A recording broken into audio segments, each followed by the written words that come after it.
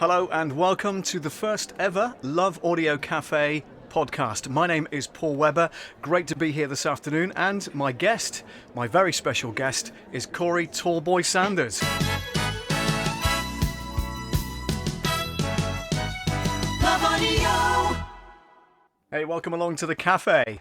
How's things? I'm doing great. Since we're in the cafe, I'm not a coffee drinker, but I had to, get my Tallboy juice and my Tallboy mug, and we're gonna, while you drink your coffee, I'll be drinking my juice, and and we'll have a nice chat, shall you Yeah, say? I mean, you are the king of branding. Look at you. You got a T-shirt on. I think you had a cap on yesterday. I think was branded, and the mug's branded as well. How cool is that? That's really good. Self-promotion. It's all about branding, man. It's all about branding. Listen, first things first, thank you so much for joining me all the way from Atlanta in Georgia. Really good to have you here. Pleasure to have you on the show. Let's just start by talking about your name, Tallboy. How tall exactly are we talking? For you, I think it's 213 centimeters. I think for me, it's 7 feet tall. I'm still in feet and inches, yeah, so that's amazing. I'm 5'7", I'm really short compared to you, so doing an interview with you would be like me. I did an interview once, Corey, with regards to a boxer over here, Frank Bruno, and it was literally my microphone. I was literally, my arm was aching because I had to hold it up to his mouth. It was like way above, where I was. It was quite a challenge. But have you ever had an experience, where your height has caused you a problem rather than being a positive thing in your life? Just talk about that if you can. Problems, not necessarily. Like I said, to kind of go back just a little bit on the tall boy thing, the tall boy does not have anything to do with the height. It was really a nickname that was derived from a marketing tour that I was doing with Mountain Dew. They had this street basketball tour called the And One Mixtape Tour, and everyone was asking everyone their nicknames. You got to have a nickname to do the street basketball from And One, and if you're familiar with it, you would have an idea of what I'm speaking on. But the guy asked me my nickname, and I said it's 7-0 because it's self-explanatory. 7-0, 7 feet, and he was like 7-0 sounds like 7 Up. And because we were doing this tour and with the title sponsor of Mountain Dew, that's a Pepsi product. Yeah. So he was like, I can't call you 7-0 because it sounds like 7 Up. So I'm gonna call you Tall Boy. And I'm like, you cannot call a grown man Tall Boy. So that kind of made me feel uncomfortable because of the name with the boy derivative. I don't know if I'm saying this right, but the name boy being derived, being acknowledged as a boy, I was not all for that. Sure. And the guy was like, man, you're full of excitement, you're full of energy, and people gravitate towards you. Dude, there's an energy drink can out called Amp, and they have a tall boy can, and you could be doing commercials for this product one day. And I just kind of laughed him off. But because he was the tour manager and I was the field manager, he was the MC, and he would say at each city from LA to New York, Tall Boy's in the building, Tall Boy's pouring out drinks. That's what he's doing. And since I'm pouring out the drinks, people saw, or heard the name Tall Boy. And then the caveat for the tour, they didn't have anybody that was really tall to play against the And One players.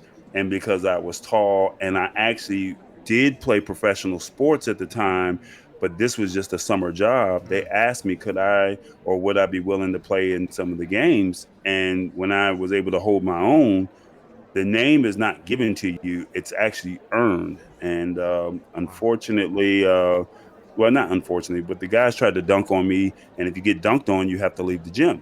Well, they would try to dunk on me, and I would block the shots. Of course. And so the people outside remember, I was just pouring drinks for Mountain Dew. They just remember Tall Boy. Hey, Tall Boy. So I'm like, man, this is not a bad name after all. Maybe this might work. So that's kind of how the name came about. I guess to answer your second question about my height, does it not really work for me? Um, Being tall, you always have to duck your head when you go into places.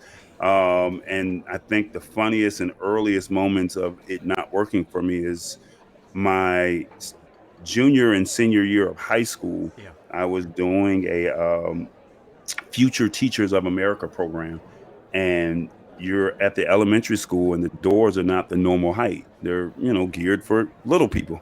And so I would go I would go into the principal's office for whatever the reason may be, or the front office, whatever it may be, and I would duck my head and I would miss time to duck, and boom, there's my head. So Lot, the secretary would be like, "Oh my God, do you want me to rub it? Oh my God, I'm so sorry." And it's like that was the one time that I can honestly say that my height it was not beneficial for me. Lots of trips to the health room, yeah. So you touched on sports as well. So for me, I wasn't into sports as a kid. I really kind of hated it, and I don't know why, because it's one of those things that keeps you fit, and you should do it anyway. But your story's different. Tell us a little bit about the scholarship that you managed to earn through doing some sport at school. All right, so that's a funny story because I had moved up to Michigan with my dad, and at 15, and at the time I was really into wrestling: WWF, WCW, Hulk Hogan, Jake the Snake, Brutus the Barber, Beefcake. I was really into wrestling, Mm, and wrestling and girls. That's what I was into. there you go. And when I moved up, when I moved up to Lansing, Michigan, it was the cool. I'm from a big city in Atlanta, but my father lived up in Michigan, and when you move up there, there's nothing really to do because it's cold most of the year, Right. Yeah. and the cool thing to do is to have a car when you turn 16, and you had to play sports. Like that's the cool thing to do because Lansing is, even though it's the capital of Michigan, Mm, it's really the little brother of, or the little city next to East Lansing, which Michigan State is known for. And Michigan State basketball, which is the hat that I'm wearing right now, is one of the top teams in the Big Ten mm. conference. So basically, you had to play basketball, you had to have a car, and so I wasn't into that culture. And people literally uh, told me I had to play. So um, basically, I was playing on the basketball team, my JV team, and then finally the varsity team. Um, and it just so happens that the biggest game of the school year, which dates back to the Urban Magic Johnson days, Everett versus Sexton, that week of the game, I was supposed to be playing, and I was in the cafeteria, and I stepped on this guy's brand new pair of Jordans. I was going to apologize, Yeah. but his tone and his words of how he said what he said to me made me say, I'm not going to apologize. Well, he rose up, I rose up, and the next thing you know, the shortest girl in the school jumps on the table and says, "Fight, fight, fight." And before you know it, before you know it, the security comes in, and they take us both. They suspend us, and I'm mad. My dad makes me walk home, Mm. and when I get home, my uncle was like, "Why are you home so early?" And I tell him, I had to walk home because my dad, I just got suspended, and my dad just told me to, walk home. Mm. And so when my dad gets home, he's ready to light a firecracker into me, and my uncle says, "I think you might want to hear what he has to say before you go off into him." And he asked me what happened. I told him, he says, "You didn't do nothing." I said, "That's what I've been trying to tell you since you told me to walk home." Yeah. Yeah. So remember, this is all pre-cell phone days and stuff like that. And so the next day, my dad goes up to the school. He talks to the principal. And when he talks to the principal, come to find out the principal and my dad, they knew each other Yeah. and they were former coworkers. Oh. And he says, "You know what? He cannot play in the game, but he can come back to school." Okay. And so, but I could come to the game, but I couldn't play. And so I was there underneath the rim, clapping and cheering. It's the biggest game of the year. Standing room only. Like I said, this is tickets are sold out on the Wednesday for the Mm. game that's on Friday. So this is like a really big game. And I'm clapping and cheering for my teammates. And there's a scout in the game looking at the player from the other team, Ah. and he sees me and he's like, "Hey, who is that big kid? Why is he not playing?" And I guess he talked to the coach, and the coach said, "Good kid, honor roll student, class act, whatever words that were said about me." Yeah. And never saw me play a game. He offered me a Division I scholarship, and I was the only kid in the city of Lansing in 1997 to get a Division I scholarship to Division I scholarship period, but I got a Division I scholarship to play basketball. Wow. And I went from Michigan all the way out to California my freshman year. So That's that's amazing. the backstory of how I got my scholarship opportunity.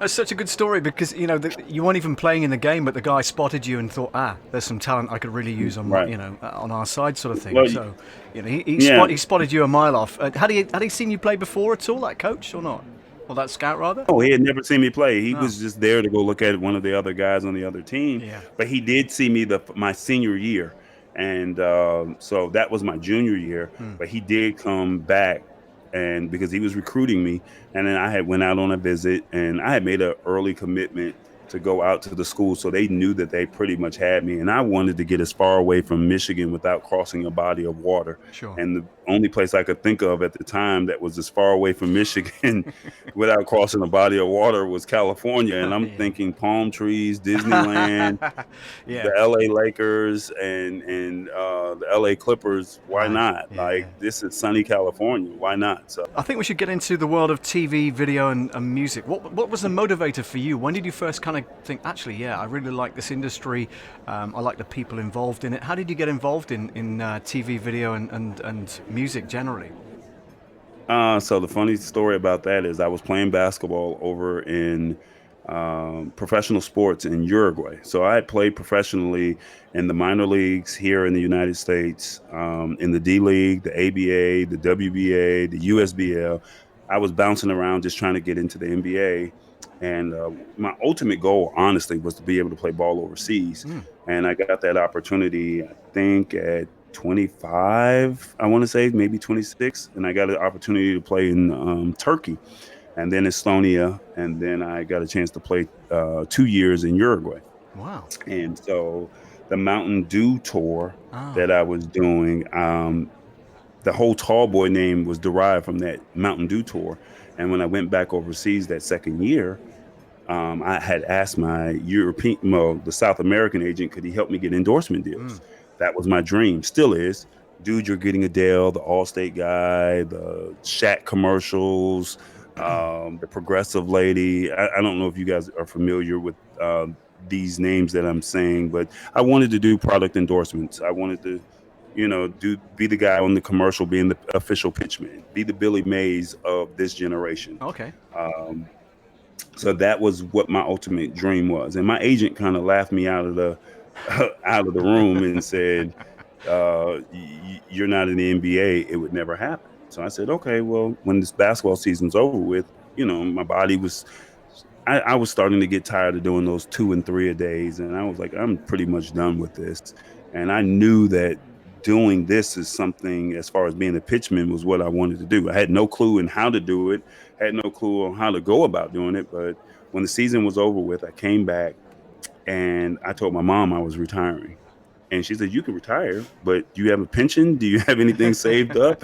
Oh, she's You got to get out and go work." sensible then, yeah? and, and so I just kind of was like, no, I don't know what I'm going to do. So I ended up working this job at a warehouse. Really didn't like the job, but I was listening to Steve Harvey every morning in at work, and there was a guest by the name of Stephen A. Smith that was on, and basically the short term, or the shorter version of that conversation was, if there's something that you want to do, surround yourself around the people that are doing it. Right. And I told myself, you know what? I want to work at a radio station. And just like that, on my 15-minute break, I picked up a phone book. Yep. And when I picked up the phone book, I called every number, or looked up every radio station, Sure. called about 2 or 3 of them that day on my 15-minute break. And then, remember, we're just at the beginning days of cell phones. So people really didn't have cell phones like that back then. Yeah. So I would call the radio stations, and they would say, "Do you have any experience?" I wanted to be a board op, because I knew that a board operator would be the guy in the studio with Steve Harvey. And my thing was, Steve Harvey was bringing in endorsers or major brands to talk about whatever services that they were having. And maybe if they would hear my story, maybe they would say, you know what, I like your personality. I still didn't know the definition of a board operator. So I just wanted to be in the studio, and I knew that the person that was running Steve's board was messing up. So I figured if he fired him, hey, I'm available, you know? Damn right. Get in there quick. But, Yeah.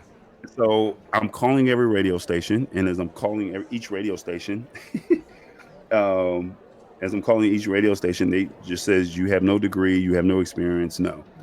And so Steve Harvey comes in New Year's, the day after New Year's, 2 days after New Year's. Steve Harvey comes on the radio and he says, if you get in on the ground floor with God, watch you get more.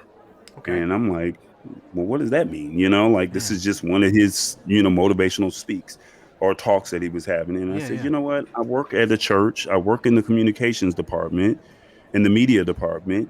Can I be a board op over here? And so they were like, yeah, you could be a board op over here. So I go that first week. The guy tells me to sit in the chair, just like how we're sitting down on this couch right now. Yeah. And I sit, okay, cool. I sit in the chair. Second week, hey, man, sit in that chair right there. Okay, cool. Third week, fourth week, fifth week, sit in this chair right here. Sixth week, fifth or sixth week, the guy gets sick. But I had been paying attention. He gets sick. He has to go. No one's there to work the sound. Yep. I'm like, hey, I know how to work it. I work the sound.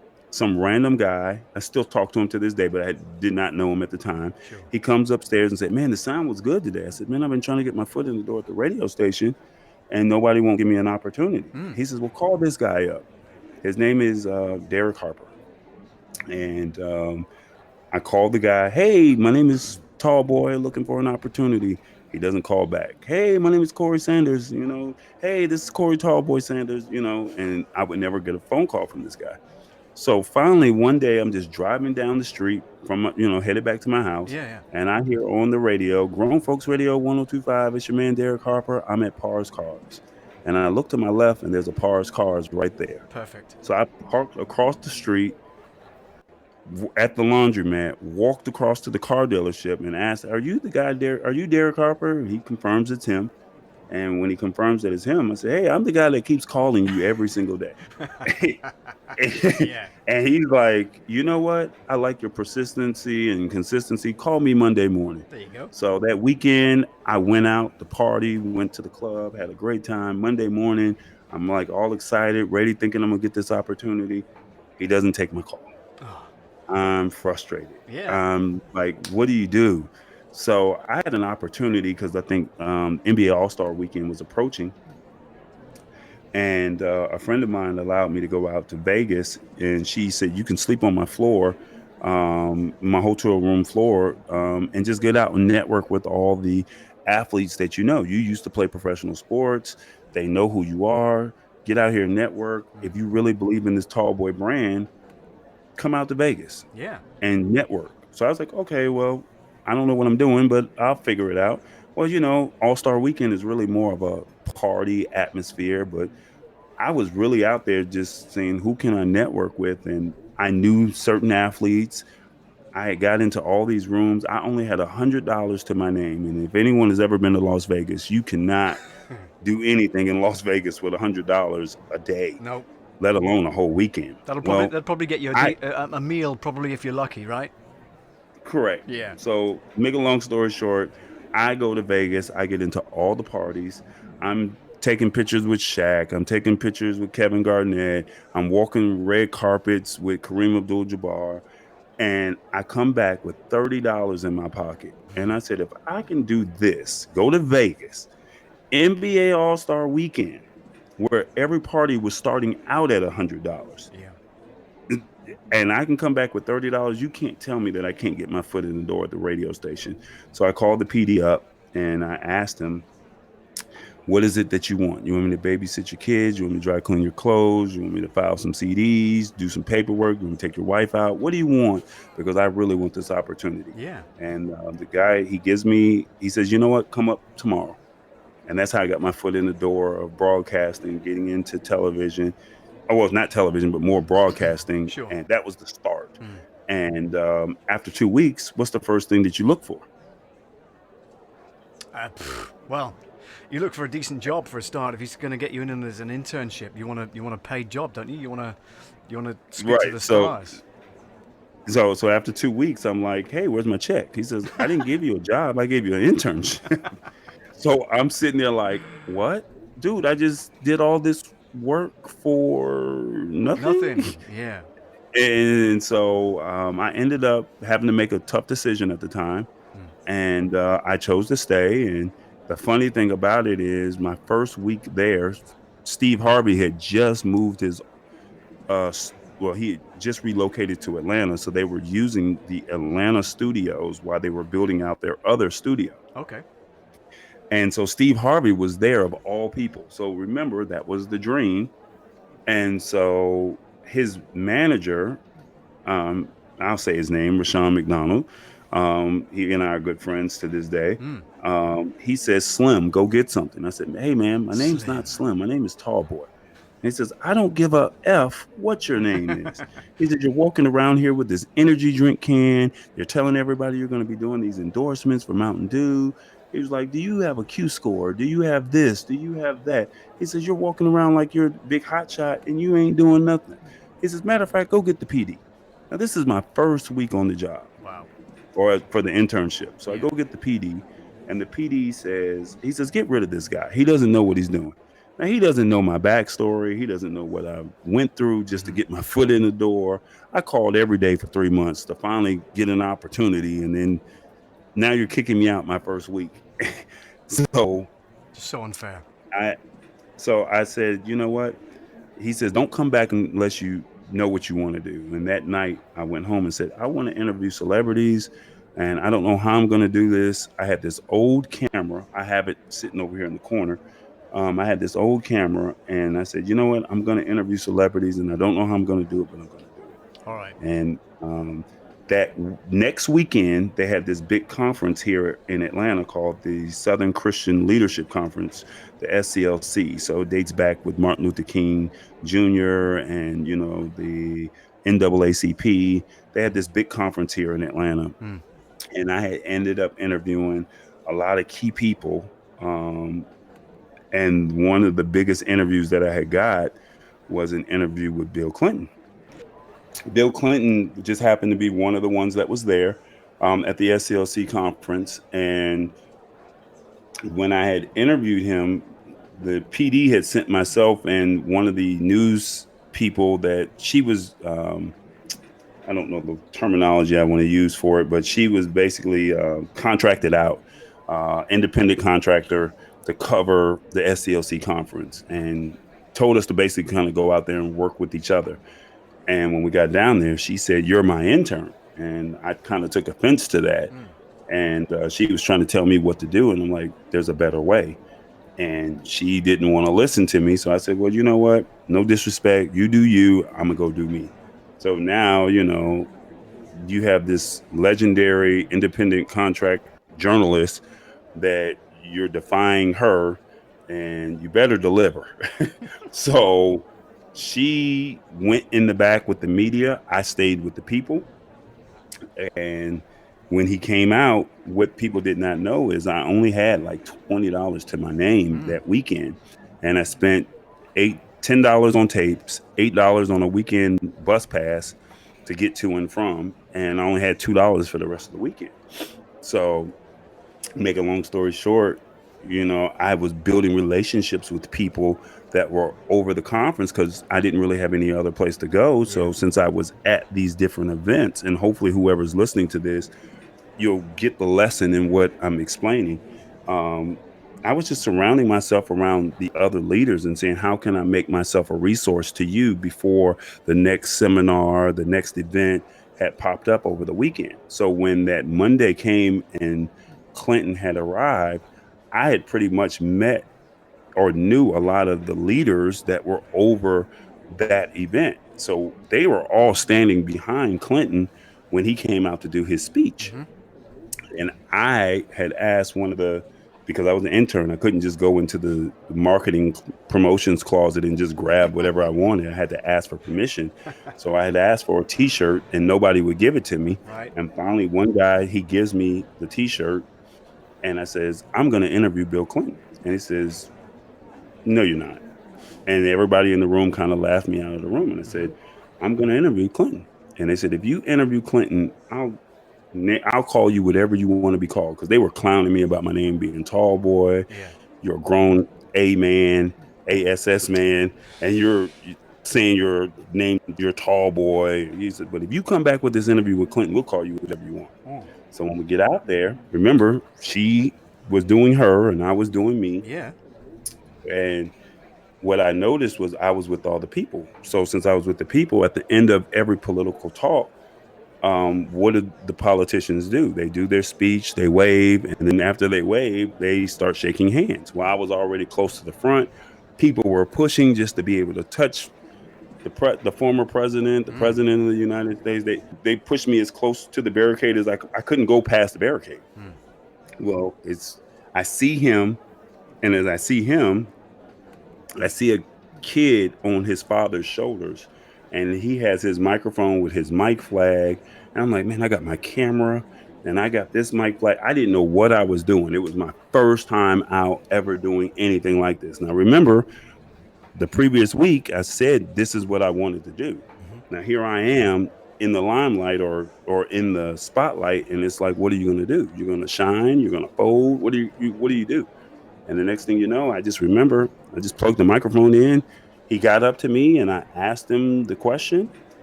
He said he couldn't hear me. And it was like, your grandmother always raised you to speak like you speak with authority. Yep.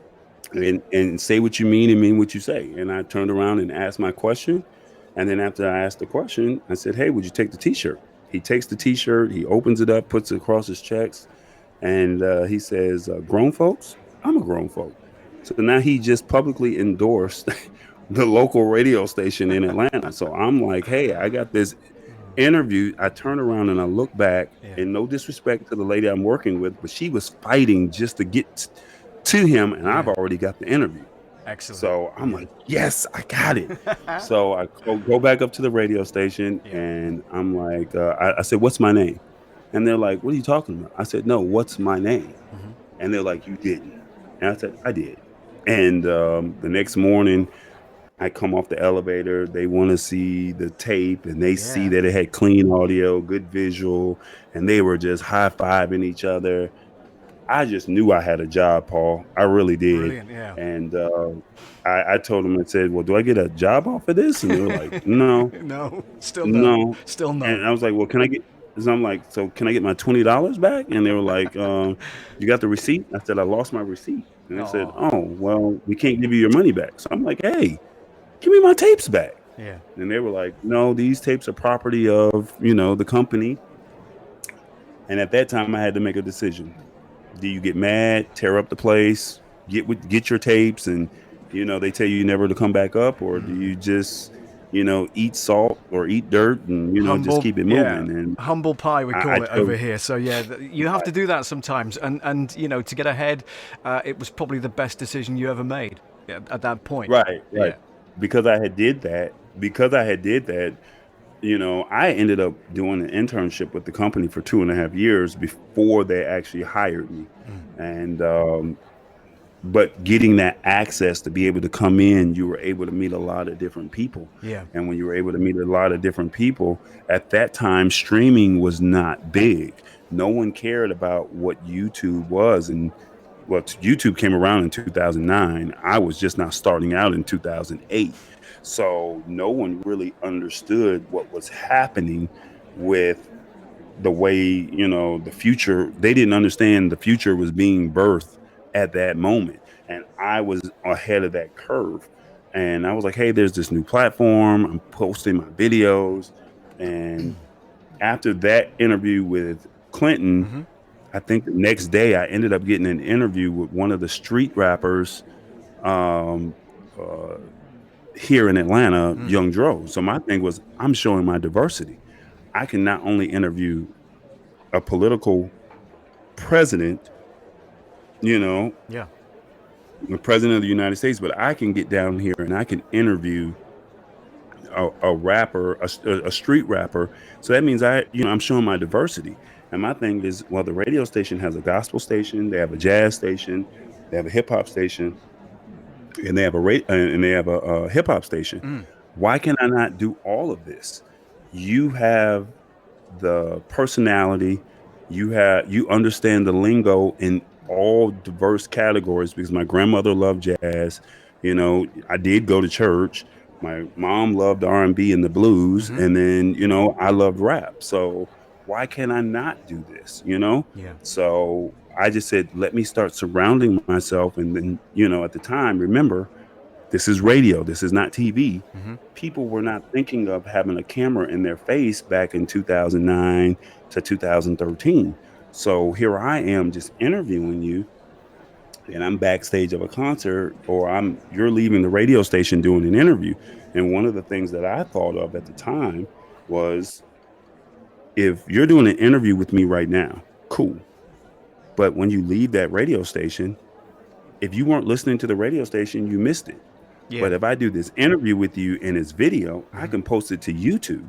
And when I post it to YouTube, the fact that I was able to do it, you could go back and you could watch it at any given time. And if I say I interviewed Bill Clinton, I have proof. But if I told you I interviewed Bill Clinton, I'm my high school basketball coach used to say I'm from Missouri, the show me state.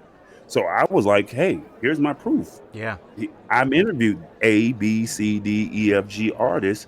And now that I've done this with this talent, how can you deny me saying that I cannot hold my own? Now, you're either going to give me the opportunity or you're not, but you can't say that I can't do it because I've already proven with video that I can do this. Absolutely. You're with the Love Audio Cafe. My name is Paul Webber, and in the studio with me is Corey Tallboy Sanders. Let's take a look at this. The Tallboy Experience. What's happening? It's Miss Mulatto. This is David Banner. We are Travis Porter. This your boy Young Dro. It's your boy Young Dog checking in, man. Say, partner, I keep that dog food like a roller. This your boy Yo Gato. What it do? This Kevin Gates, Bone Crusher. And anytime you want The exclusive or you want the Experience. The experience. Make sure you go to my homeboy. Tallboy. The Tallboy. Tallboy. Tallboy. Tallboy's gonna give it to you. That's if you want to experience it. He's super tall. Where you tall at? Where you tall at? Goddamn. And you watching Tallboy.us. Drop that. I don't get tired. If you want the exclusive, you want the Tallboy, because he's going to bring you the exclusive. Absolutely amazing. He's super tall. Super tall. I love it. And you managed to get, is it Oprah Winfrey at the end there doing a kind of cameo voiceover bit for you? Yes. Yeah. So, no, actually, here's the funny story. 2015, it was a really rough year for me. Everything kind of came crashing down in my life. But my thing is, when you deal with adversity, it's how do you rise above it? And one of the events that I went to, it was funny because I was headed to another event in Alabama, and I got approved for a credential for the Essence Music Festival, and which is a big R&B concert festival that they do here in New Orleans. And because I went to college down there, I was very familiar with the scene. It's very expensive that 4th of July weekend, which is our Independence Day here in the States. But because I knew people, I knew I had a place to stay.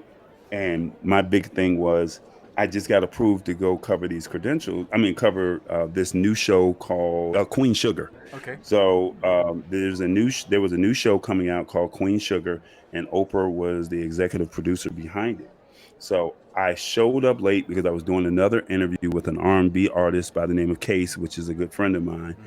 And I showed up to the movie premiere late.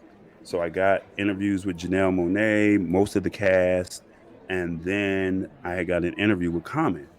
I was so excited, Paul, when I tell you, I'm like, I interviewed Common. Like, this is, if you know who Common is, this is like the epitome of, he's up there. He's like one of the, you have to interview him type guys. And he was kind of reluctant to do the interview, but he did it with me anyway. And I'm all excited. I get back to where I was staying at, and I'm like, hey, I interviewed Common. And I was going through the footage. I was so excited that I forgot to press the record button. Oh, that's happened Yeah. to me before as well. I was distraught, and I thought I had failed. And they said Oprah was coming the next day, and they told me I got approved for credentials. I mean, I had got approved to attend the private viewing, Sure. but I could not bring my camera. Ah. Well, I had talked to the PR person or public relations person that was covering that event, and while they were covering that event, they said, "We'll get you the rest of the cast." Well, I showed up, but the cast didn't. And so I said, well, let me just go to the private event. And I said, well, I didn't get the cast members. They didn't show up like you told me. She said, well, if you have your camera equipment, feel free to get on the red carpet. And I was just blown away because you have all these major outlets, and I'm like the little engine that could. Absolutely. You see all these because Oprah's in town, so everybody, local, national, you name big blogs, you name it, they were there, and I'm at the end of this red carpet, and this is a funny story. So I'm interviewing the cast. The cast of Power comes through. People really didn't know who they really were at the time, but I was very familiar. Beyonce's mom, gospel artists. I mean, I got all these great interviews, but the cherry on the top when Oprah walked in the room, and Oprah was going down line, to each, respective camera crew and production company, and one of the people that she was interviewing with took up all the time, and they said, "That's it, no more time." And she didn't get to me. And I was like, bump this. I'm right here. Like, there's no way. So, hello. Tallboy in the house. Come on. Where's my interview, please? Yeah. So I jumped over the red carpet and I walked up to Oprah and I tapped her on the shoulder. She turns around and she looks up, and I whispered in her ear and I said, "Excuse me, I know you're, probably tired of doing interviews, but I have one question." And I said, "Your friend, Ianya Van Zant, answered this question for me last year at Essence Music Festival."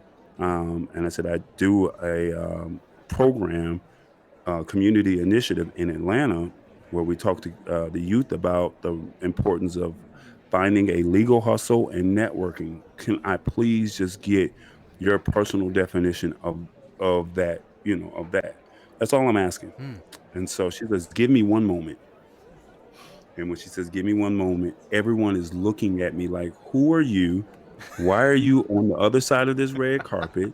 How dare you touch the pearl? How dare you?" And it's like you could just see people's eyes were cutting at me.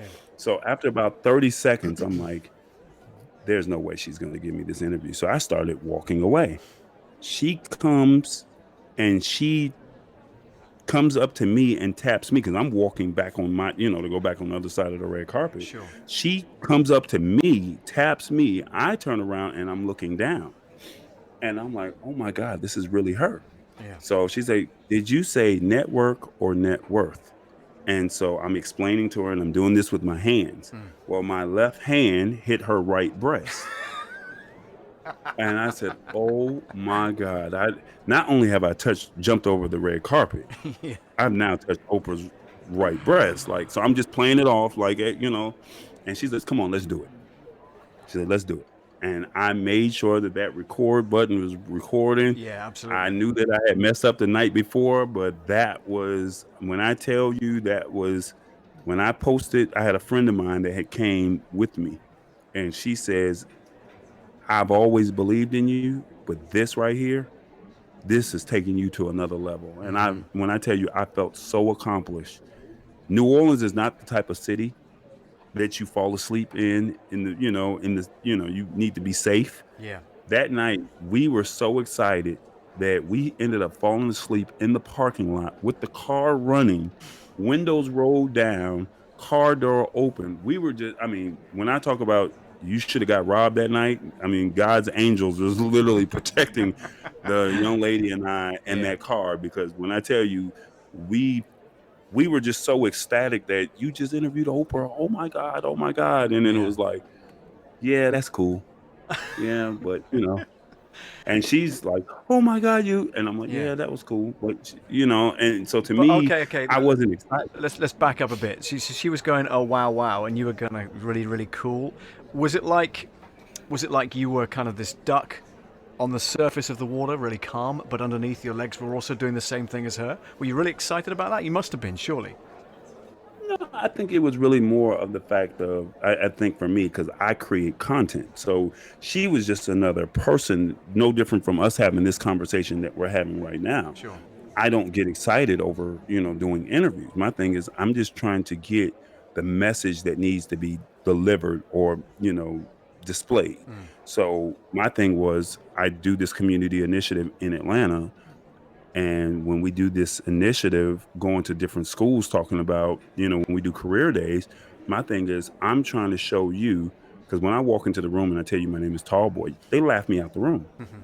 And when they laugh me out the room, when they laugh me out the room and they start hearing my story, the funny thing about it is when they hear the story and then I start showing the videos, by the time I get through and you see a Oprah or you see a Yo Gotti or a Case or a Marvin Sapp or a Juvenile, a Future or a Oprah or whoever else it may be, you're like, this guy really is the real deal.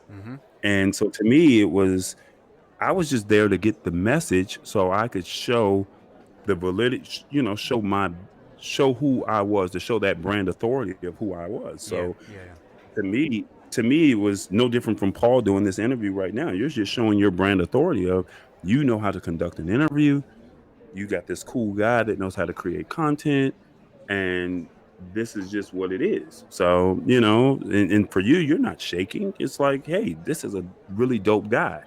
Oprah's a really dope person. I just, if she's willing to help me get a job or or she can help me produce my content or take my content to the next level, then yeah, that's when I'm probably shaking. But right now I only had a brief moment, but we'll cross paths again. Yeah, but when we do, I can show that. You had to make the most of that moment that you had. You weren't going to waste that opportunity, right? Because she's a very in-demand person. So therefore, you got to jump in there and take the action, take the bull by the horns, if you will, and just do your bit. And like you say, you really, really had to double check and make sure that record button was on, because otherwise it's just a completely wasted opportunity. Then it would have been a wasted opportunity. Yeah, exactly. All right. Well, listen, thanks so much for joining me today on our first podcast. It's the very first podcast of the Love Audio Cafe. I've really enjoyed listening to your stories, Corey, and I wish you the very best of luck for your future.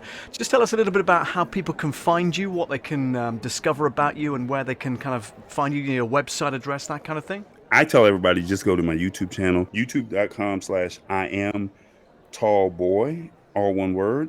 Instagram is the same. Facebook is the same. I have a website, tallboy.us, but it is in dire need of updating. It is, so I just try to drive everyone to the YouTube channel, or you could just Google I am Tallboy.